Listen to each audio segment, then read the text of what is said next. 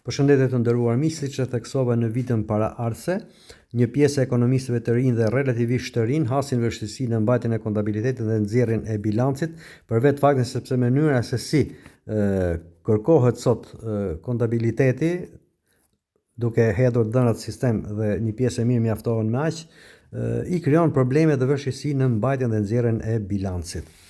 Flitet për standardet të kontabilitetit, standardet kombëtare dhe ndërkombëtare, në fakt nivelet nëse e shikojmë me syrin e specialistit, në disa përcaktime rezultojnë standarde pa standarde për hir të vërtetës dhe ne jemi detyruar të themi disa gjëra, pavarësisht sa jemi gjendje të ndryshojmë. Konkretisht po marr një aspekt siç është kostoja e inventareve, ku thuhet shprehimisht.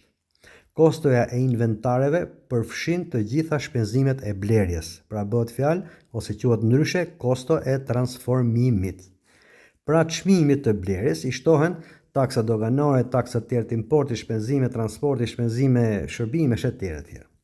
Përpara se kaloj në shpjegimet e mëtejshme, ju bëjmë dije se kam hartuar një ushtrim për këtë qëllim, të cilët të interesuarit mund ta porosisin. Një pjesë e interpreton gabimisht.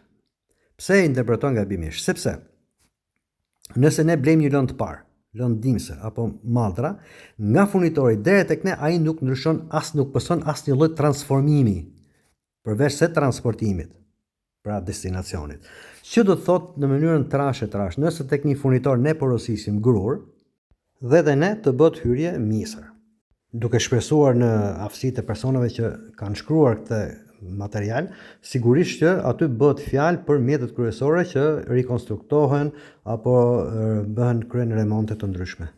Nëse ky standard i kontabilitetit e ka ashtu siç ju e keni kuptuar, atëherë ju them me plot bindje që e gjithë vlera e këtyre shpenzimeve që do t'i shtohet çmimit të blerjes përbën një rritje absolute të TVSH-s në shitje, pra taksimit, pra rritjen e vlerës statushme në shitje, dhe shtim padrejtësisht të uli pra të shpenzimeve, padrejtësisht dhe rritjen e fitimit, duke marrë gjithësisht edhe një fitim më të lartë. Që do të thotë, shteti merr për të njëjtën vlerë pra të këtyre shpenzimeve edhe 20% e TVSH-s më tepër në shitje, njëkohësisht për të njëjtën vlerë merr edhe 15% si tatim fitimi mbi tatimin realisht që duhet të jetë.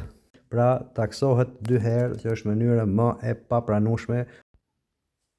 Faleminderit.